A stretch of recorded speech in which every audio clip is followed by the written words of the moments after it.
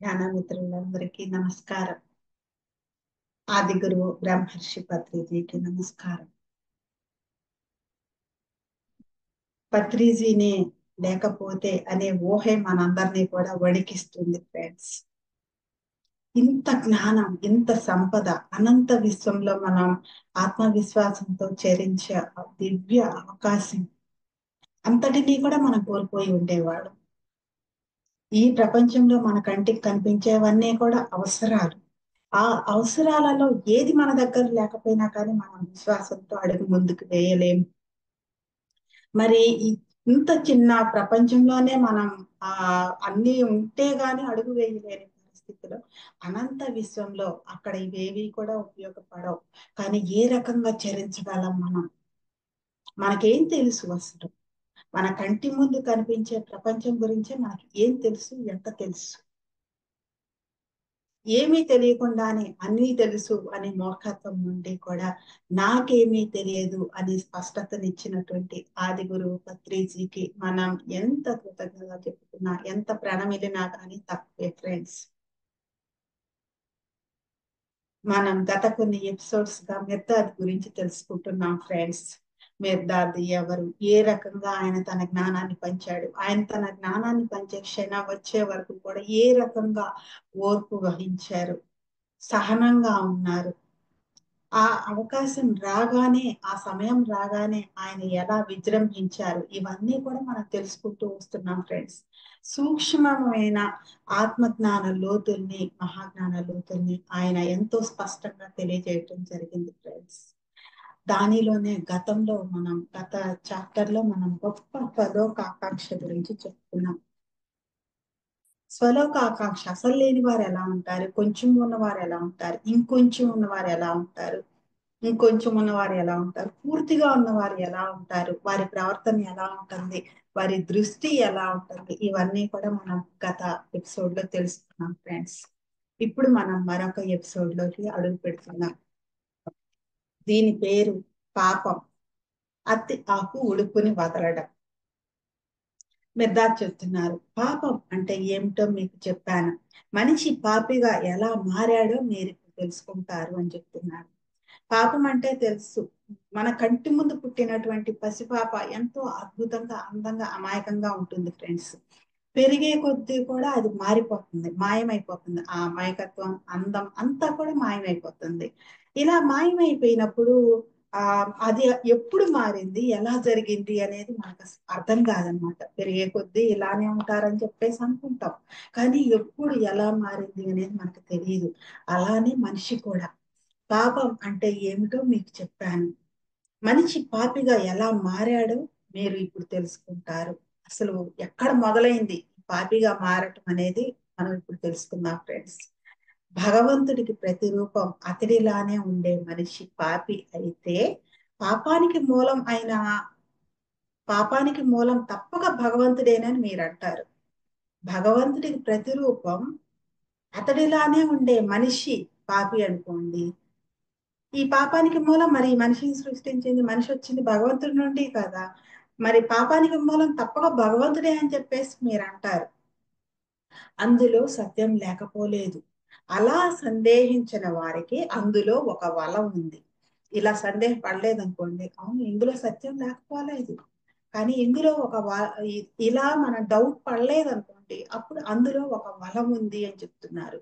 మీరు వలలో పడటం నాకు ఇష్టం లేదు అంటే భగవంతుడి ఆ, ఆ, గురించి తెలియకుండా, సంపూర్ణ అవగాహన లేకుండా మనం ఏదైనా సరే ఒక నిర్ణయానికి రావటం కానీ, ఒక నిశ్చిత అభిప్రాయానికి రావటం కానీ, ఆచరించడం కానీ కరెక్ట్ కాదని చెప్పేసి చెప్తున్నారు. అలా సందేహించని వారికి అందులో ఒక వల ఉంది. ఆ సందేహించకపోవడంలో మీరు వలలో పడడం నాకు ఇష్టం లేదు, మీ మార్గం నుండి ఆ వలను నేను తొలగిస్తాను అని చెప్తున్నారు. అంటే అసలైన వల అనేది ఎక్కడ వేయబడిందో గమనించండి ఫ్రెండ్స్. మీరు మిగిలిన మనుషుల దారుల నుంచి దానిని తొలగించండి. మన బాధ్యత చూసారా ఫ్రెండ్స్? పత్రిజీ మనకి ధ్యానం చెప్పారు. ఎందుకు చెప్పారు? ఏది సరైంది ఏది సరికాంది అనే వివేకం, విచక్షణ, ధ్యానం పెంచుతుంది కాబట్టి. మనం అలానే వచ్చాం కాబట్టి. మన తర్వాత వాళ్ళకి నువ్వు వెంటనే ఈ రోజు ధ్యానం చేస్తే రేపు ధ్యానం చెప్పేయి అన్నారు. ఆలస్యం చేయొద్దని చెప్పారు. అలానే ఇక్కడ ఈయన ఏం చెప్తున్నారు? మీ మార్గం నుండి ఆ వలను నేను తొలగిస్తాను. ఏదైతే వలలో చిక్కిపోతున్నారో అందరూ కూడా ఏ వలలో చిక్కిపోతున్నారో దాన్ని నేను తొలగిస్తాను. మీరు మిగిలిన మనుషుల దారుల నుంచి దానిని తొలగించండి అని చెప్తున్నారు. కొవ్వొత్తికి తన కాంతిని ఇవ్వని సూర్యుడిది పాపం అయితే తప్ప భగవంతుడిలో పాపం లేదు. కొవ్వొత్తికి తన కాంతిని ఇవ్వని సూర్యుడిది పాపం అయితే తప్ప భగవంతుడిలో పాపం లేదు. సూర్యకాంతిలో తనను తాను మండించుకుని సూర్యునిలో కలిసిపోవడం అన్నదే కొవ్వొత్తి పాపం అయితే తప్ప మనిషిలో కూడా పాపం లేదు. ఇక్కడ రెండు చూసారా ఫ్రెండ్స్? భగవంతుడిలో పాపం లేదు, మనిషిలోనూ పాపం లేదు. ఎవరి ధర్మాన్ని వారు నిర్వర్తించినప్పుడు. కొవ్వొత్తి ఉంది కదా అని చెప్పేసి కొవ్వొత్తి గబగబా సూర్యుడి కాంతి ఇచ్చాడు. అలాగే కొవ్వొత్తి ఏం చేస్తున్న సూర్యకాంతిలో తనని తాను మండించుకుని సూర్యుడిలో కలిసిపోతుంది. ఇది కొవ్వొత్తి ధర్మం, అది సూర్యుడి ధర్మం. ఎవరి ధర్మాన్ని వాళ్ళు నిర్వర్తించినప్పుడు అక్కడ భగవంతుడిలోనూ పాపం లేదు, మనిషిలోనూ పాపం లేదు. వెలుగునివ్వని కొవ్వొత్తిలో పాపం ఉంది. తనకి తానుగా సమర్పించుకోని కొవ్వొత్తిలో, సూర్యుడి వెలుగులో మండని కొవ్వొత్తిలో, సూర్యుడిలో కలిసిపోని కొవ్వొత్తిలో పాపం ఉంది. దానిని వెలిగించిన చేతిని అగ్గిపులని అది శపిస్తుంది. వెలుగునివ్వని కొవ్వొత్తిలో పాపం ఉంది. అది ఇంకా వెలుగునివ్వట్లేదు కాబట్టి అందులో పాపం ఉంది. దాని ధర్మం వెలుగునివ్వటం, కానీ అది పాపం. వెలిగిస్తే తాను కరిగిపోతాను, ఐడెంటిటీ లేకుండా పోతాను అనేది తన ఆలోచన కాబట్టి అదేం చేస్తుందంటే దానిని వెలిగించిన చేతిని అగ్గిపుల్లని అది శపిస్తుంది. ఎందుకంటే తనకు ఇంకా ఉండదు, ఇంకా కరిగిపోతుంది కాబట్టి. సూర్యకాంతిలో మండడానికి సిగ్గుపడి సూర్యుడి నుంచి తనను తాను దాచుకునే కొవ్వొత్తిలో పాపం ఉంది. గమనించండి ఫ్రెండ్స్. ఒక సద్గురువు ముందు ఎలా కూర్చోాలంటే సూర్యుడి ముందు సూర్యకాంతిలో అంటే సూర్యుడి అగ్నిలో మనం ఎలా అయితే దగ్ధం అవటానికి మనం చేసుకున్న కర్మలన్నీ కూడా మన సరికానివన్నీ కూడా దగ్ధం చేసుకోవడానికి సిద్ధంగా ఉండాలి ఫ్రెండ్స్. ఇక్కడ సూర్యుడు అంటే గురువు అని కూడా తీసుకోవచ్చు ఫ్రెండ్స్.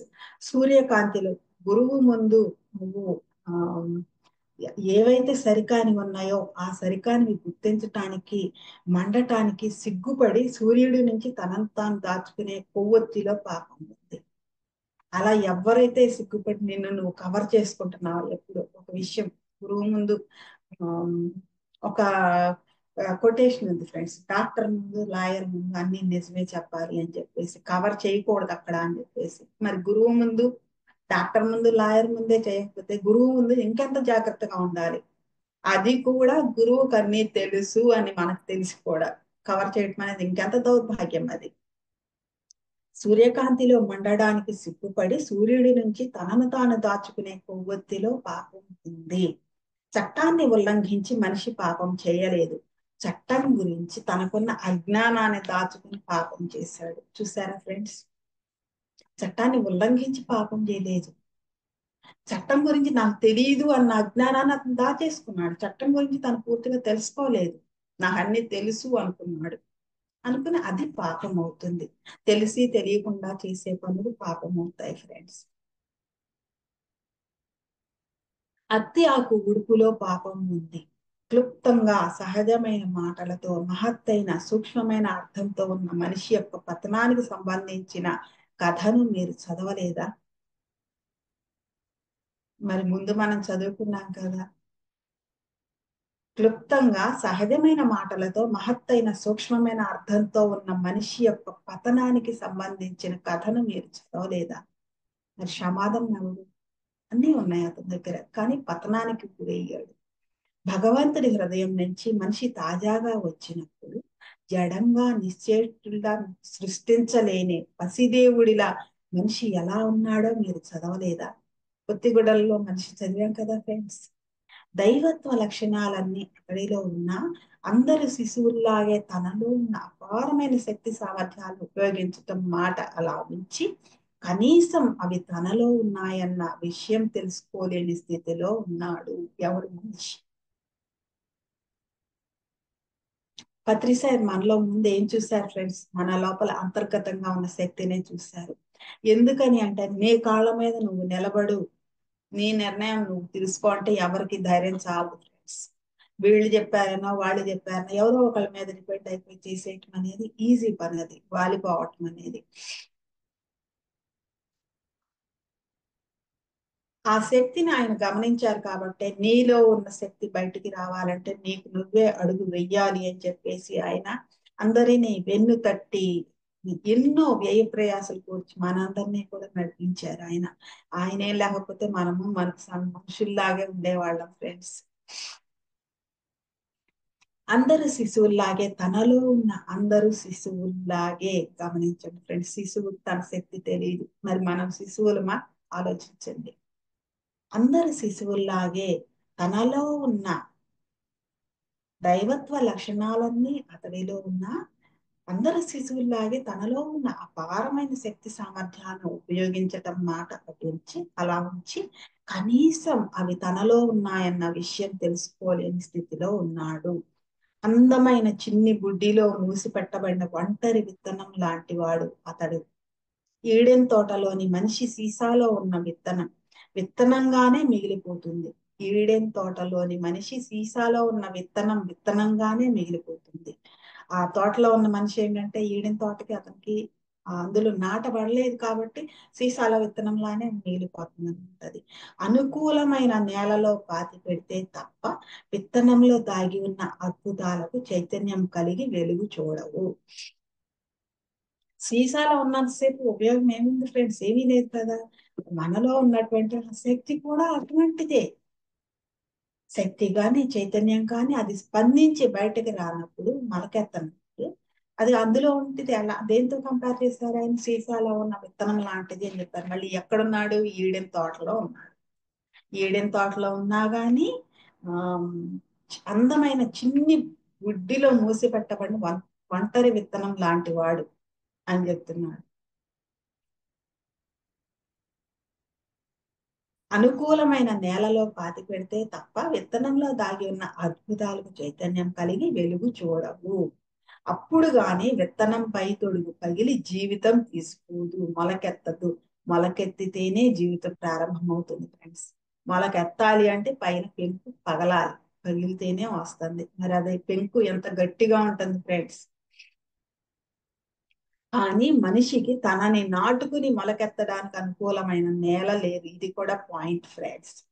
అతడి ముఖం తనను పోలిన ముఖంలో ప్రతిబింబింపలేదు.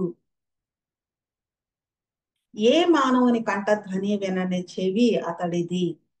ఏ మానవుడి గొంతు నుంచి ప్రతిధ్వనింపని మానవ కంఠధ్వని అతడిది. ఒంటరి శృతితో కుట్టుకుంటుంది అతడి గుండె, కంపెనీ లేదు. అనుకూలమైన జంటలతో ప్రయాణం మొదలుపెట్టిన ప్రపంచంలో మనిషి ఒంటరి, కొద్దిగా ఒంటరి, తనకు తానే పరలోకీయుడు. చాలా మంది పిరమిడ్ మాస్టర్స్ దగ్గర పత్రిసార్లు చెప్తా ఉండగా నేను చూశాను ఫ్రెండ్స్. ఏంటంటే అది ఒంటరిగా అనిపిస్తుంది సార్, చుట్టూ ఇంతమంది ఉన్నా కానీ నేను ఒంటరి వాడిని అనిపిస్తుంది. ఆ మరి ఇది నాది కాదు, నాకు కావాల్సిన వాళ్ళు ఎక్కడో ఇంకా ఉన్నారు, ఇది కాదు, ఇది కాదు అని అనిపిస్తుందని ఎంతో మంది చెప్పగా నేను విన్నాను సార్. అనుకూలమైన జంటలతో ప్రయాణం మొదలుపెట్టిన ప్రపంచంలో మనిషి ఒంటరి, బొత్తిగా ఒంటరి, తనకు తానే పరలోకీయుడు. అనుకూలమైన జంటలతో అంటే ఇక్కడికి వచ్చి పుడతాం, అమ్మా నాన్న ఉంటారు, తర్వాత పెళ్లి చేసుకుంటాం, మనకు ఒక జంట ఉంటుంది, జత ఉంటుంది, కానీ మనం ఒంటరినే అని చెప్తున్నారు. అతడికి తన పని అంటూ ఏమీ లేదు, అనుసరించడానికి ఓ మార్గం లేదు. ఒక పసిపాపకి హాయనిచ్చే ఊయల లాంటిది అతడికి. ఈడెన్ శిశువులను పెంచడానికి ఏర్పరిచిన ఒక కృత్రిమ సాధన. తన పని అంటే అతనికి ఏమీ లేదు, అనుసరించడానికి ఒక మార్గము లేదు. ఒక పసిపాపకి హాయినిచ్చే ఊయల లాంటిది అతడికి. ఈడెన్ శిశువులను పెంచడానికి ఒక కృత్రిమ సాధనం, పరికర విశేషం, ఉదాసీనంతో కూడిన ఒక ఆనందకరమైన స్థితి, అంతే. అంతకు మించి ఇంకేమీ లేదు ఫ్రెండ్స్. మంచి చెడుల గురించి జ్ఞానాన్ని ఇచ్చే వృక్షాలు, జీవన వృక్షం అతడికి అందుబాటులో ఉన్నాయి. వాటి ఫలాలను తెంచి రుచి చూడడానికి అతడు ఎప్పుడూ చేయి చాచలేదు. ఎంతో మంది మొత్తుకోగా నేను విన్నాను ఫ్రెండ్స్. ఇన్నిసార్లు పత్రిసార్ మా ముందుకు వచ్చారు, మా ఊరికి వచ్చారు, తెలుసు, చూసాము, పేపర్లో చూసాము, టీవీలో చూసాం, కానీ ఎందుకు వెళ్ళి మేము ఆయన్ని కలవలేదు అని ఏడ్చిన వాళ్ళు ఇప్పుడు ఎంతో మంది కనిపిస్తున్నారు ఫ్రెండ్స్ మనకి. ఇక్కడ చెప్తున్నారు, మంచి చెడుల గురించి జ్ఞానాన్ని ఇచ్చే వృక్షాలు, జీవన వృక్షం అతడికి అందుబాటులో ఉన్నాయి. వాటి ఫలాలను తెంచి రుచి చూడడానికి అతను ఎప్పుడూ చేయి చాచలేదు. అతడి రుచి, అభీష్టం, అతడి ఆలోచనలు, కోరికలు, అతడి జీవితం కూడా అతడిలోనే చుట్టబడి నిదానంగా విడదీయబడటానికి ఎదురు చూస్తున్నాయి. అన్ని అతడిలోనే చుట్టుకుపోయినాయి, విడదీయబడటానికి ఎదురు చూస్తున్నాయి. తనకు తానై వాటిని విడదీయలేడు అతను, సాధ్యం కాదు. ఎందుకంటే ఏది ఎలా చుట్టుకుపోయిందో, ఏ వైపుగా చుట్టుకుపోయిందో తెలియదు ఫ్రెండ్స్. ఇంపాసిబుల్. అది ఎన్నెన్ని జన్మల నుండి చుట్టుకుపోయిందో తెలియదు. తనకు తానే వాటిని విడదీయలేడు. అందుకే తనలో నుంచి తన కోసం ఒక సహాయిని అనుకూలానికి సమ్మతించాడు, ఒప్పుకున్నాడు. ఇక్కడ ఏదైనా సరే ఒకటి విడిపోవాలి అంటే ఒక అనుభవం కావాలి. అనుభవం కావాలి అంటే మనకు ఒక జత కావాలి. తనలో నుంచి తన కోసం ఒక సహాయిని అనుకూలానికి సమ్మతించాడు, ఒప్పుకున్నాడు.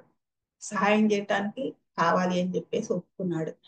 దివ్యత్వంతో శక్తివంతమై సాయంతో సమృద్ధిగా ఉన్న తనలో నుండి కాక ఇంకెక్కడి నుండి అతడికి సాయం లభిస్తుంది?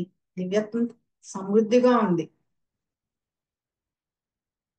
అందులో నుండి కాక ఇంకెక్కడి నుండి అతడికి సాయం లభిస్తుంది? ఇది చాలా ముఖ్యమైనది అని చెప్తున్నారు. ఎందుకంటే నాకెవరు సాయం చేయలేదు, నాకు సాయం కావాలి, నాకు హెల్ప్ చేయండి అని ఇవి చెయ్యి చాచి అడగటం అనేది ఎంతో వింటున్నాం ఫ్రెండ్స్.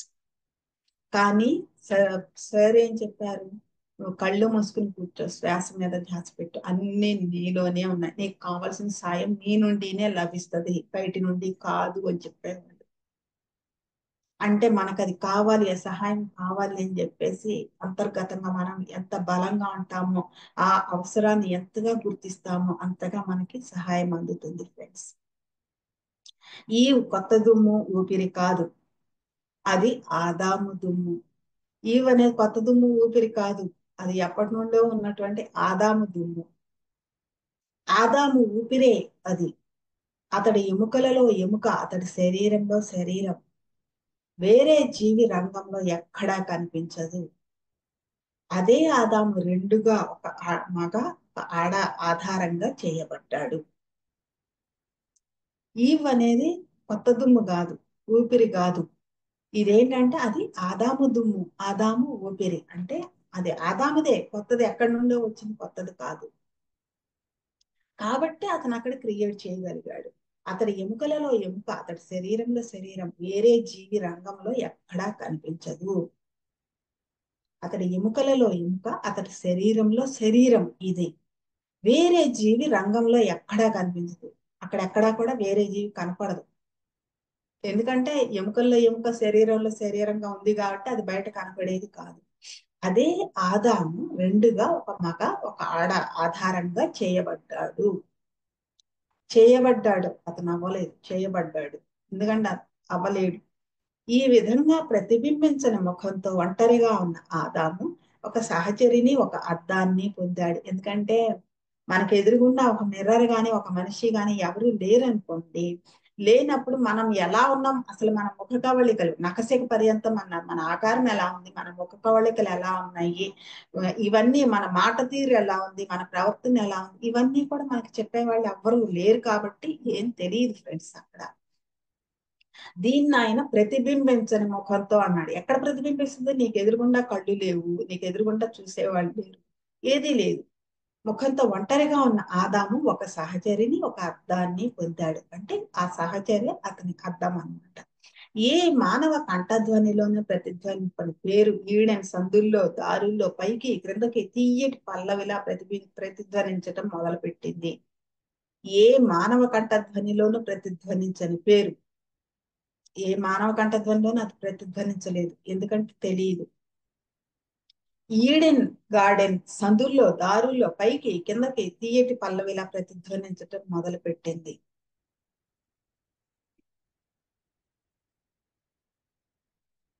ఒంటరి హృదయంలో ఒంటరిగా చప్పుడు కాకుండా కొట్టుకుంటున్న గుండె ధ్వని తన సహచరి గుండెలో ప్రతిధ్వనించటం, కొట్టుకోవడం మొదలుపెట్టింది. ఒంటరి హృదయంలో, అంతకుముందు ఒకడే కదా మరి, ఒంటరిగా చప్పుడు కాకుండా కొట్టుకుంటున్న గుండె ధ్వని, చప్పుడు కూడా చేయట్లేదు, అది కొట్టుకుంటుంది అంతే. తన సహచరి గుండెలో ప్రతిధ్వనించటం, కొట్టుకోవడం మొదలైంది. తన సహచరి గుండెలో ఎప్పుడైతే కొట్టుకోవటం మొదలైంది అప్పుడు అది తెలిసింది. అగ్నికణం లేని ఉప్పు అగ్ని కణాలను సమృద్ధిగా తెచ్చే చెకుముకు రాయిని ఆ విధంగా ఎదుర్కొంది. ఆ ఉక్కులో అగ్నికణం అనేది లేదు, కానీ చెకుముకి రాయితో కలిసింది. ఎందుకు? తనకి తాను వంచబడ. ఆ విధంగా వెలిగింపబడిన కొవ్వొత్తి రెండు ప్రక్కల నుంచి వెలిగింపబడింది. వన్ సైడ్ కాదు, టూ సైడ్స్, బోత్ సైడ్స్ నుండి వెలిగించబడింది. విరుద్ధమైన చివరల నుంచి వస్తున్నట్లు అనిపించినా ఒకటే ఒత్తి, ఒకటే కొవ్వొత్తి, ఒకటే వెలుగు. ఇది ఇటు పక్కన ఒక ఒత్తి, ఇటు పక్కన ఒక ఒత్తి ఉంది, క్యాండిల్ ఇలా ఉందనుకోండి. ఇటు నుండి ఒకళ్ళు వెలిగిస్తున్నారు. ఇది రెండుగా కనిపిస్తుంది, కానీ ఒకటే ఒత్తి. అటు నుండి ఇటు ఒకటే ఒత్తి ఉంది. క్యాండిల్ కూడా, కొవ్వొత్తి కూడా ఒకటే. విరుద్ధమైన చివరల నుండి వస్తున్నట్లు అనిపించిన ఒకటే ఒత్తి, ఒకటే కొవ్వొత్తి, ఒకటే వెలుగు అని చెప్తున్నారు. ఒక్కటే అదంతా కూడా. ఎన్నెన్నో వైరుధ్యాలు ఉన్నాయి ఫ్రెండ్స్ ఈ ప్రపంచంలో. ఇన్ని వైరుధ్యాలు ఉన్న దాంట్లో మనం అర్థం చేసుకోవాల్సిందంటే అంటే ఇన్ని వైరుధ్యాలు కూడా ఇన్నిగా విభజింపబడినటువంటి ఒక్కటే అనేది మనం అర్థం చేసుకోవాలి ఫ్రెండ్స్. ఆ విధంగా సీసాలోని విత్తనం తాను మొలకెత్తి తనలోని అద్భుతాలను బహిర్గతం చేయడానికి అనుకూలమైన నేలను కనుక్కుంది.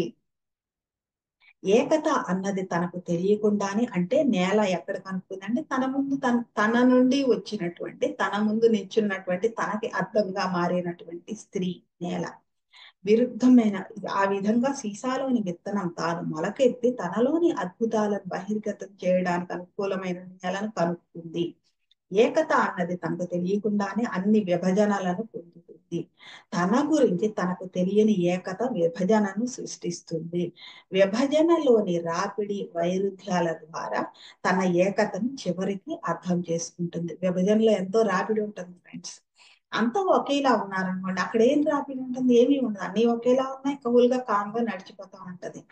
ఒక వైరుధ్యం అనేది వచ్చినప్పుడే రాపిడి అనేది మొదలవుతుంది. ఇలా ఎందుకుంది, ఇలా ఎందుకు జరుగుతుంది, ఇప్పుడు నేను ఏం చెయ్యాలి, ఎలా నేను అనుకున్న దాన్ని చేయాలి అనే రాపిడి అనేది ఎప్పుడైతే ఉందో అప్పుడు ఏమవుతుందంటే తిరిగి ఏకత్వాన్ని చివరికి అర్థం చేసుకుంటుంది. ఈ రాపిడి అంతా అయిపోయిన తర్వాత చివరికి అర్థం చేసుకుంటుంది. దానిలో కూడా మనిషి భగవంతుని యొక్క విశ్వాసం గల ప్రతిబింబం, ప్రతిరూపం. మూలాధార చైతన్యం అయిన భగవంతుడు ఇతరులకి మాటల ద్వారా కనిపిస్తాడు. పవిత్ర అవగాహనలో మాట, చైతన్యం ఏకమవుతాయి. దానిలో కూడా మనిషి భగవంతుని యొక్క విశ్వాసం గల ప్రతిబింబం, ప్రతిరూపం, మూలాధార చైతన్యం అయిన భగవంతుడు ఇతరులకి మాటల ద్వారా కనిపిస్తాడు. కొంతమంది పలుకులు ఉంటాయి ఫ్రెండ్స్. ఆ పలుకులు ఎంత అమృత సమానంగా ఉంటాయి. వాళ్ళేంటో ఆ మాటల ద్వారా తెలుస్తుంది అనమాట మనకి. ఒక ఆకారం చూడంగానే అతనేంటో, ఎవరో ఏంటో, అతని బిహేవియర్ ఏంటో, అతనికి ఉన్న జ్ఞానం ఏంటో ఇదేం తెలియదు. నోరు విప్పినప్పుడు కదా తెలుస్తుంది. పవిత్ర అవగాహనలో మాట, చైతన్యం ఏకమవుతాయి. పవిత్ర అవగాహనలో మాట, చైతన్యం ఏకమవుతాయి. మాట, చైతన్యం రెండు కూడా ఏకమవ్వాలంటే మనకు కావాల్సింది పవిత్ర అవగాహన. విభజన అన్నది శిక్ష కాదు, ఏకత ప్రకృతిలోనే సహజమైన రూపక్రియ. తనలో సత్యాన్ని విశదపరచడానికి విభజన అవసరం. పత్రి సార్ ఎప్పుడు ఏమనేవాళ్ళంటే, ఆ నేనెవరిని కూడా తిట్టనయ్యా, నేనెవరి మీద కూడా కోప్పడినయ్యా, నేను నా ఎదురుగుండా ఉన్న వాళ్ళలో నన్ను నేను సరి చేసుకుంటానని చెప్పేవాళ్ళు ఆయన ఎప్పుడు కూడా. అంటే ఆయన నుండి విభజించబడి వచ్చిన వాళ్ళం. మనం చేసే తప్పులన్నింటినీ కూడా ఆయన క్షమించేస్తున్నారు, సహించేస్తున్నారు అని చెప్పేసి అనుకుంటున్నాం. కానీ ఆయన తన ప్రవర్తన ద్వారా ఆయనని ఆయన సరిదిద్దుకుంటున్నారు. తద్వారా ఈ విభజించబడింది కూడా సరిదిద్దబడుతుంది అనమాట ఆటోమేటిక్ గా. అది ఆ పవిత్రమైన అవగాహన అక్కడ లేకపోతే, మాట చైతన్యం అన్నీ కూడా ఏకం అవ్వకపోతే, అక్కడ ఏమవుతుందంటే ఇది ఈ నన్ను నేను సరిదిద్దుకుంటున్నాను అనే మాట రాదు ఫ్రెండ్స్. అక్కడ విభజనలోనే ఉంటుంది. ఆ ఏకత అనేది వాళ్ళు చూడలేరు. ఏకత ప్రకృతిలోని సహజమైన రూపక్రియ. తనలో సత్యాన్ని విశదపరచటానికి విభజన అవసరం. వేరే విధంగా ఆలోచించడం ఎంత తెలివి తక్కువతనం. 70 సంవత్సరాలలోనూ 60 కోట్ల సంవత్సరాలలోనూ బ్రహ్మాండమై ఈ ప్రక్రియ పూర్తవుతుంది అనుకోవడం ఎంత తెలివి తక్కువతనం. టైం లిమిట్ లేదు ఫ్రెండ్స్ దానికి. పత్రిసారి ఎప్పుడు చెప్తారు తొందర తగదు, ఇది ఆధ్యాత్మికత, స్లో అండ్ స్టడీ అని నిప్పాదిగా స్థిరంగా వెళ్ళమని చెప్తారు ఆయన. No hurry, no worry, don't waste time అని చెప్తారు ఆయన ఎప్పుడు కూడా.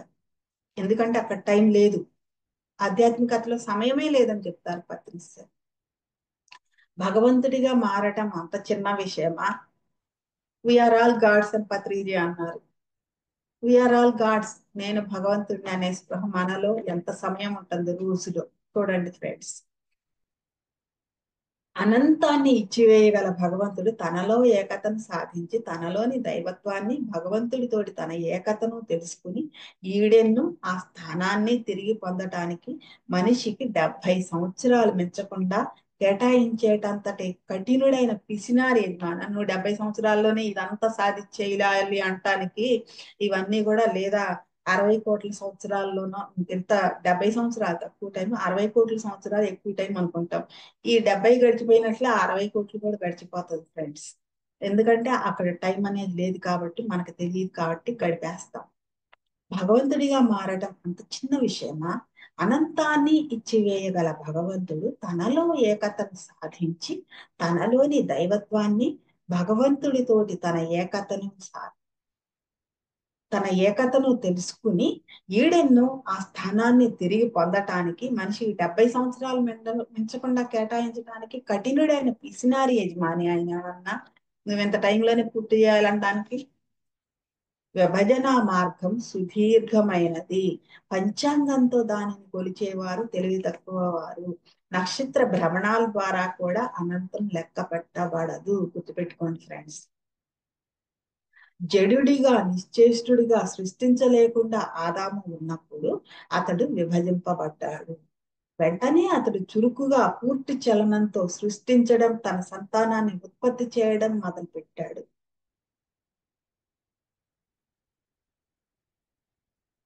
విభజించబడిన తరువాత ఆదాము చేసిన మొదటి పని ఏమిటి?